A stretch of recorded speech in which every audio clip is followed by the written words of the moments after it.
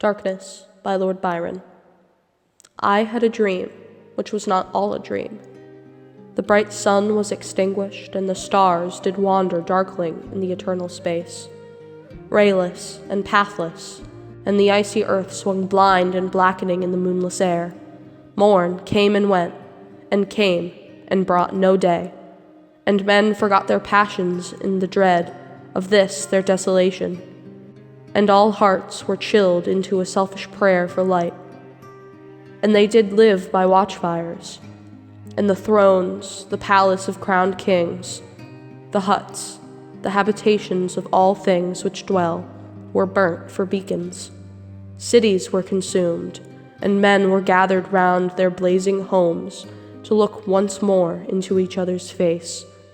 Happy were those who dwelt within the eye of the volcanoes and their mountain torch. A fearful hope was all the world contained. Forests were set on fire, but hour by hour they fell and faded, and the crackling trunks extinguished with a crash, and all was black. The brows of men, by the despairing light, wore an unearthly aspect. As by fits the flashes fell upon them.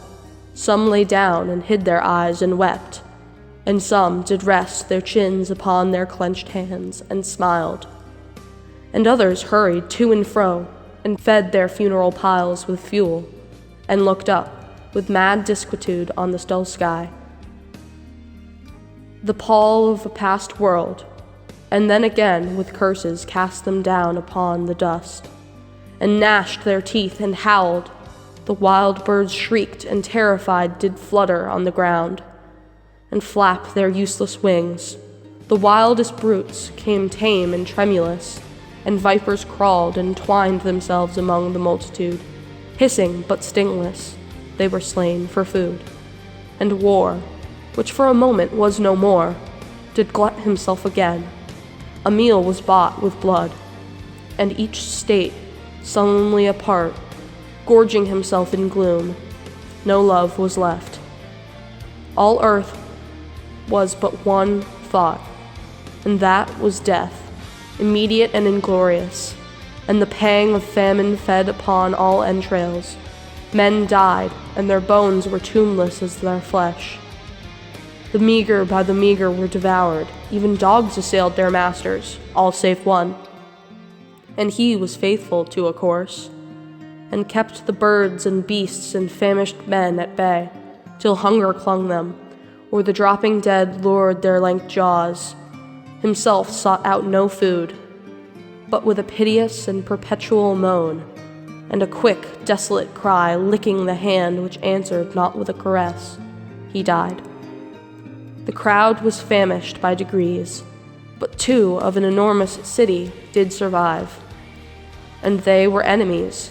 They met beside their dying embers of an altar place, where had been heaped a mass of holy things. For an unholy usage they wrapped up, and shivering scrapped with their cold skeleton hands the feeble ashes, and their feeble breath blew for a little life, and made a flame which was a mockery.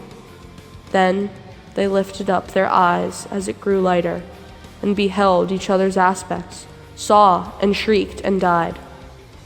Even of their mutual hideousness they died, unknowing who he was upon whose brow famine had written fiend.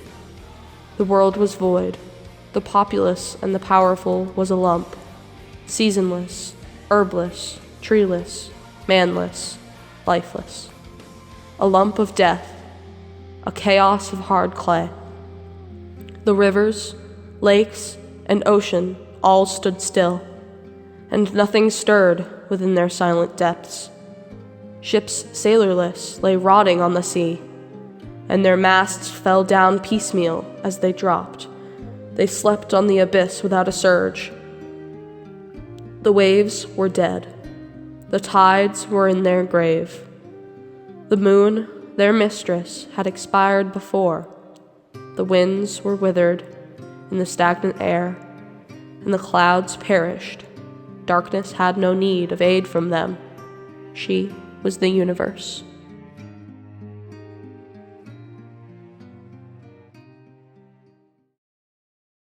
I chose this poem because Lord Byron is one of my favorite poets. The way he writes and the words he uses are phenomenal. This poem in particular speaks to me because it shows the diverse reactions of something we as people can hardly comprehend: the end of the world and all trace of life within it.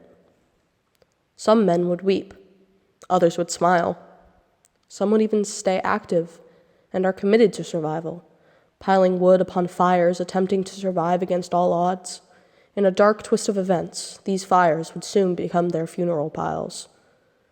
It brings forth intense emotions because, in the end, they all die.